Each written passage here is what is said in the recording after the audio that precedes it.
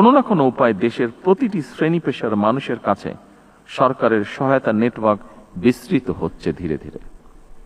এভাবে চলতি মেয়াদের মধ্যেই পর্যায়ক্রমে সম্ভাব্য প্রতিটি নাগরিককে সামাজিক সুরক্ষা বলয় এবং অর্থনৈতিক সহায়তা কাঠামোর আওতায় আনার পরিকল্পনা এবং বাস্তবায়নের সুচিন্তিত পথনকশা সরকারের রয়েছে।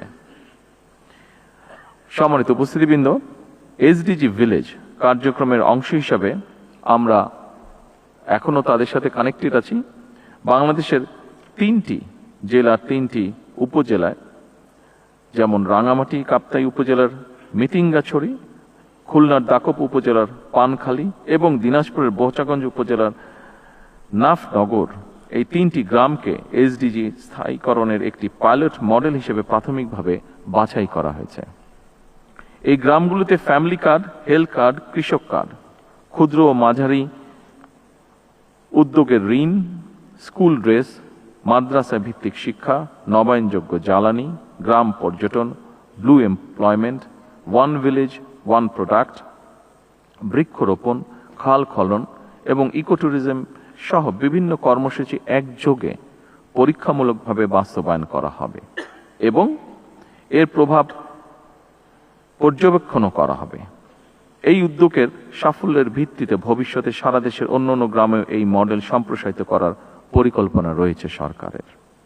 আমি আশা করি এসডিজি ভিলেজ বর্তমান সরকারের নির্বাচনী অঙ্গীকারকে একটি আন্তর্জাতিকভাবে স্বীকৃত ডেভেলপমেন্ট মডেল হিসেবে বিশ্বের সামনে তুলে ধরার একটি দৃষ্টান্তমূলক প্ল্যাটফর্ম হিসেবে গড়ে উঠবে।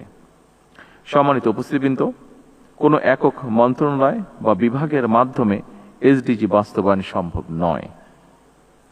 এর সফল বাস্তবায়নের জন্য প্রয়োজন সরকার, বেসরকারি খাত, উন্নয়ন সহযোগী, এনজিও, সুশীল সমাজ, গণমাধ্যম এবং প্রতিটি নাগরিকের সম্মিলিত সহযোগিতা।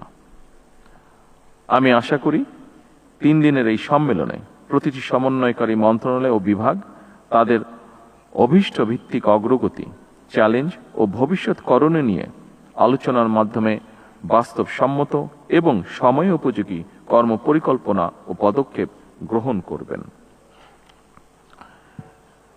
আগামী দিনের কর্মপরিকল্পনায় কয়েকটি মৌলিক বিষয়ে সরকারের দৃষ্টিভঙ্গি স্পষ্ট।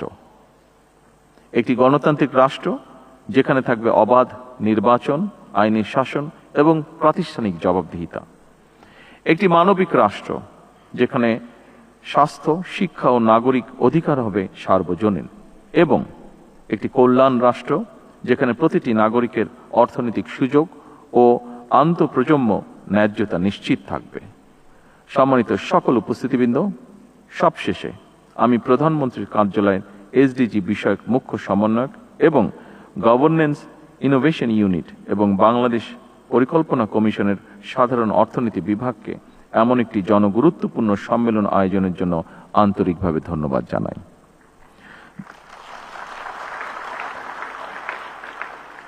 2030 সাল নাগাদ টেকসই উন্নয়ন অভীষ্ট লক্ষ্য অর্জনের লক্ষ্যে আসুন আমরা সবাই দৃঢ় সংকল্প নিয়ে কাজ করি। আমি জাতীয় সম্মেলনের সাফল্য কামনা করে এসডিজি ভিলেজ কার্যক্রমের উদ্বোধন আনুষ্ঠানিকভাবে ঘোষণা করছি। ধন্যবাদ।